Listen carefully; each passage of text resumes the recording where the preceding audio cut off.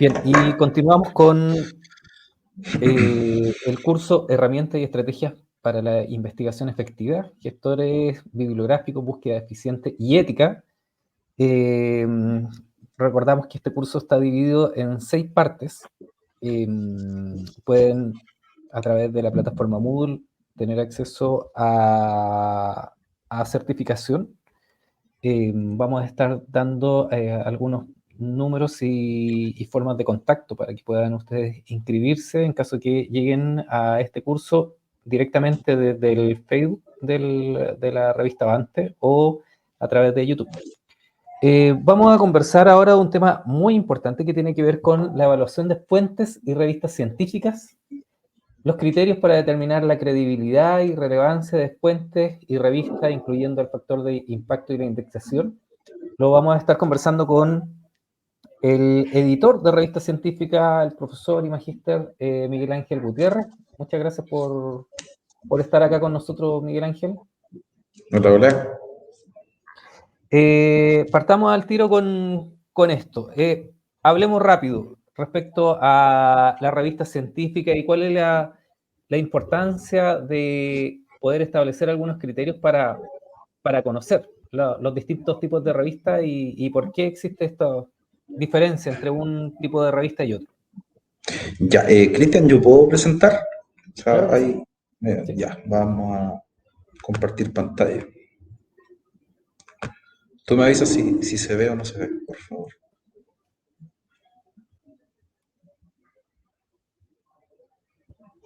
Ya, profesor Miguel Ángel, se ve. Ya, perfecto. El tema ético o el tema de plantearse a la hora de investigar es entender muy bien dónde estoy parado o desde dónde yo parto.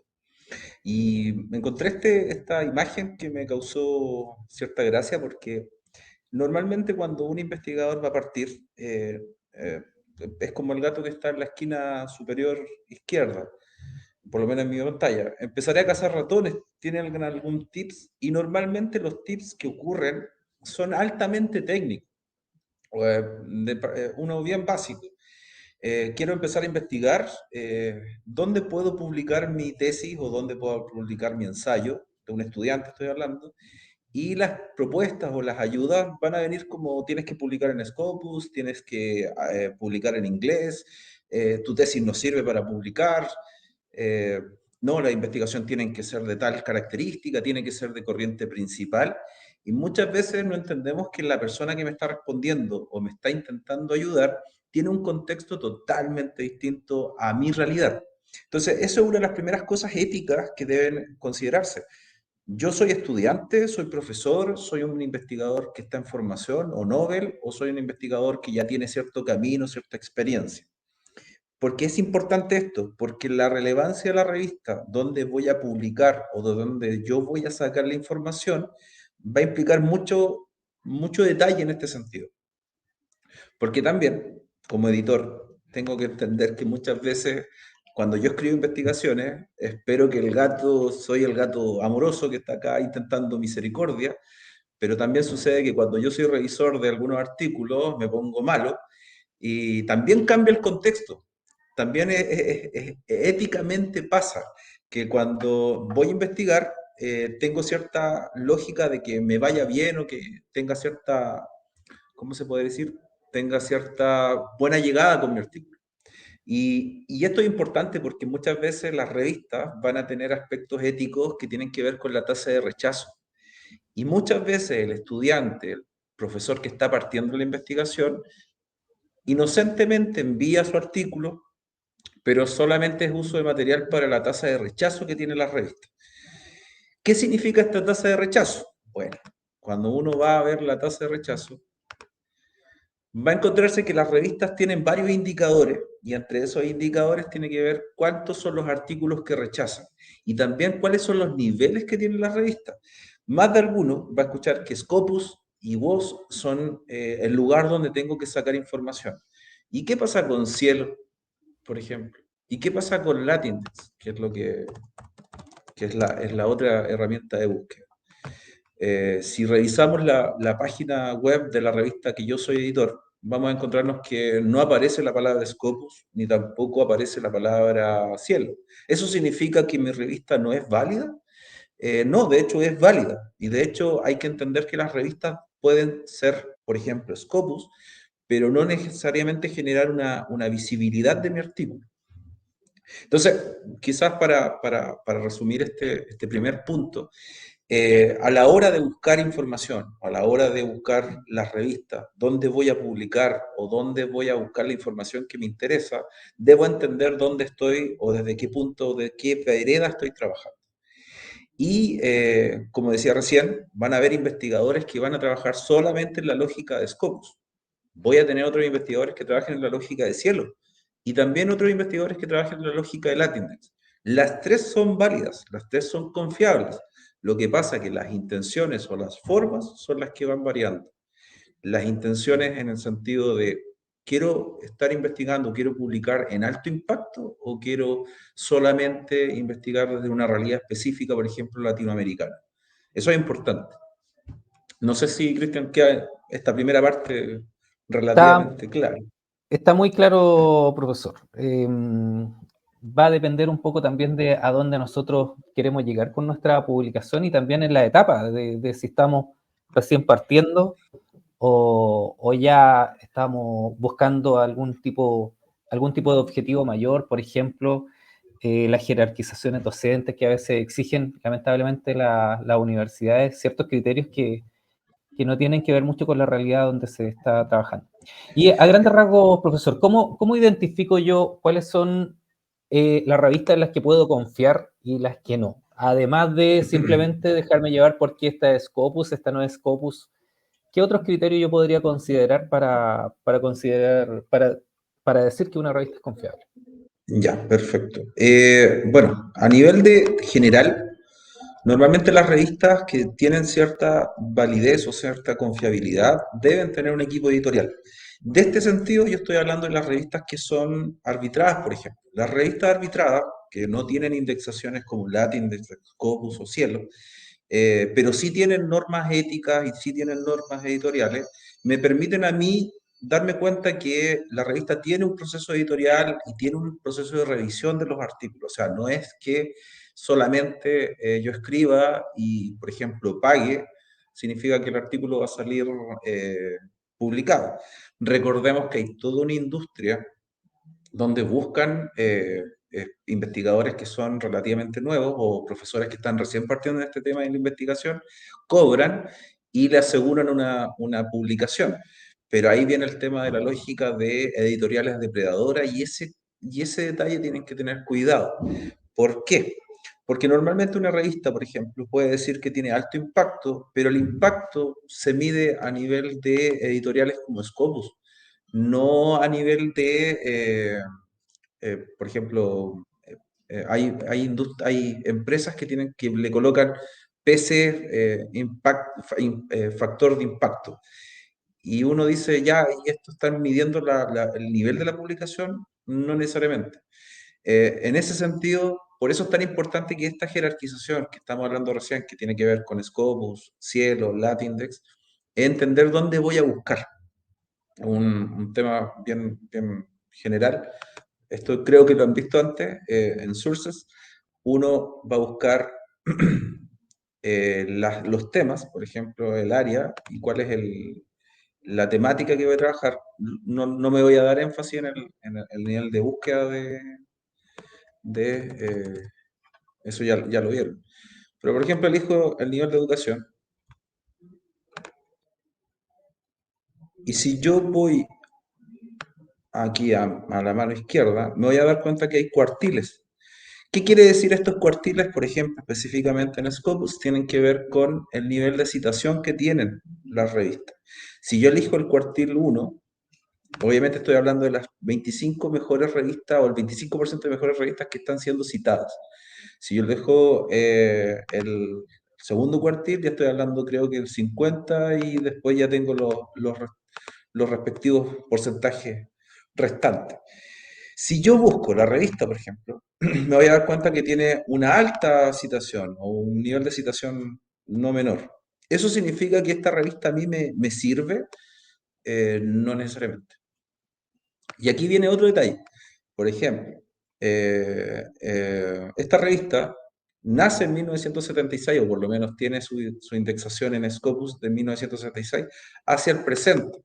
Pero si yo empiezo a buscar otro tipo de revista, a ver si me resulta, me voy a encontrar que muy probable no tenga la indexación. También está en el presente, perdón.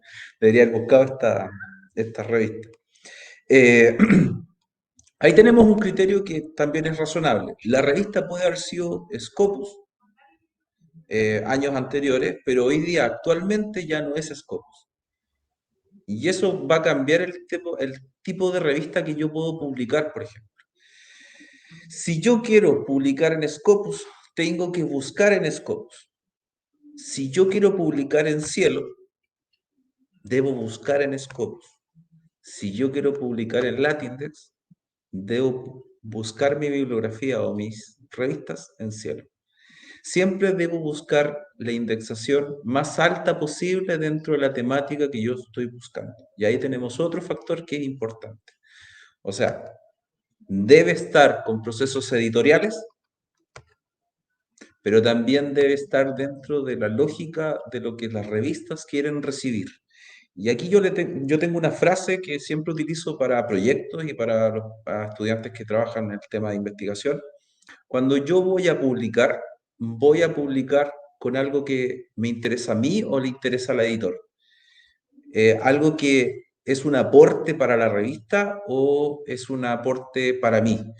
Y ahí es donde ustedes tienen que entender que si yo voy al río a pescar, yo no voy con completos o churrascos, que son lo que me gusta a mí. Voy con gusanos que le gustan a los peces.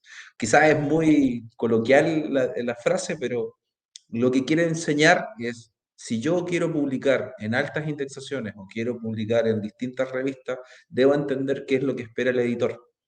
Una revista que tiene un enfoque cuantitativo, obviamente me va a rechazar un artículo que es cualitativo, porque su equipo editorial, porque sus normas éticas, porque su tipo de revista está priorizando ese tipo de metodología. No sé si se entendió, Cristian, lo que estoy Está hablando. muy Como yo claro. no estoy Profesor, viendo la pantalla. y ya que está hablando del tema de distintos tipos de indexación, ahí en la pantalla tenemos nosotros otra pregunta. ¿Qué sistemas de indexación existen? Para empezar, explicar quizás brevemente qué es lo que son las indexaciones y qué sistemas de indexación existen y cómo influyen. Bueno, estamos hablando ya de que claramente influyen en la percepción de calidad y relevancia, pero habla un poquito sobre las indexaciones, por favor. Ya. La indexación es claro, cuando uno habla de indexación, mete todo en el saco, pero hay distintos tipos de indexación. Por ejemplo, hay indexaciones que son de repositorio, hay otras indexaciones que tienen que ver con normas éticas, otras indexaciones que tienen que ver con procesos editoriales. Las que estábamos hablando recién, por ejemplo, Scopus, Latindex, Cielo, obviamente estoy dejando varias fuera más como Dialnet o Redalyc, que también tienen sus procesos editoriales o revisión de sus procesos editoriales. Lo que me dice Latindex, Scopus y Cielo es que las normas editoriales y la forma de revisión o los procesos editoriales están correctos y están ajustados a una forma de investigar o a una forma de validar la investigación. Pero, por ejemplo, si yo busco en Google Scholar, lo que yo estoy haciendo ahí es un buscador académico, que tiene otro sentido, que es que encuentren mi investigación. Como decía recién, yo puedo estar publicando en una revista Scopus, pero, por ejemplo, no es digital, sino que es física. La revista solamente publica dentro de, o se puede acceder al artículo en función de ir a buscarlo a la biblioteca de esa universidad que pertenece a la revista. Va a tener muy poca visibilidad ese artículo. Entonces debo entender cuál es mi lógica a la hora de publicar o qué tipo de revista quiero ver la indexación. Actualmente lo que se está priorizando en el área de investigación es que todos los artículos y todos los libros sean digitales para yo poder tener una visibilidad. Y ahí es importante porque si voy de nuevo a la revista, que es la que nosotros estamos, que aquí me es mucho más fácil resumir. Por ejemplo, esta revista está en Latindex. O sea, me está diciendo que el proceso editorial de la revista Avante tiene cierto proceso establecido y coherente, y que sí puede validar investigación. También me dice que está en Google Scholar, o sea, si yo busco en los buscadores académicos de Google, voy a encontrar los números o los artículos que la revista Avante tiene. También aparece ResearchGate, que tiene que ver con una red social de investigación. Entonces, el artículo también tiene que tener una indexación a nivel de impacto social dentro de la comunidad investigativa. Si yo voy a otra revista, revista de educación, por ejemplo, puse cualquiera, revista está de Costa Rica, por ejemplo.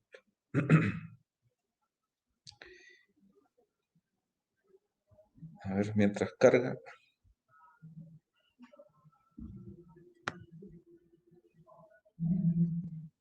no aparece la indexación abajo, sino que acá está. Me voy a ir a la pestaña de indexación y me sale un número de distintas formas, distintos nombres. Lo que me está diciendo acá es, ellos lo separaron, por ejemplo. Ellos separaron cuáles son bases de datos, cuáles son catálogos, cuáles son directorios, cuáles son buscadores. Lo que decía recién, Google Scholar, por ejemplo, es un buscador. Lo que me está diciendo es que la revista de educación eh, de la Universidad de Costa Rica, si yo busco en Google, van a aparecer sus artículos. Pero también me está diciendo que pertenece a catálogos. Por ejemplo, WordCat o Seriunam. Eh, y si yo reviso Avante, no está, pero también tiene catálogos, por ejemplo, como el portal de revistas académicas chilenas. Entonces, la lógica del investigador que va a publicar, como para hacer un resumen de lo que estamos hablando, eh, primero, saber a qué nivel va a trabajar. Segundo, la revista, cuál es el nivel que quiero trabajar. ¿Quiero que mi trabajo sea fácil de ubicar, por ejemplo? ¿O quiero que mi investigación aporte a las corrientes principales? ¿O que sea una investigación innovadora y prácticamente original y nueva? La revista o la revista con las indexaciones, lo que te está diciendo es qué niveles o qué cosas te está logrando mejorar o ayudar.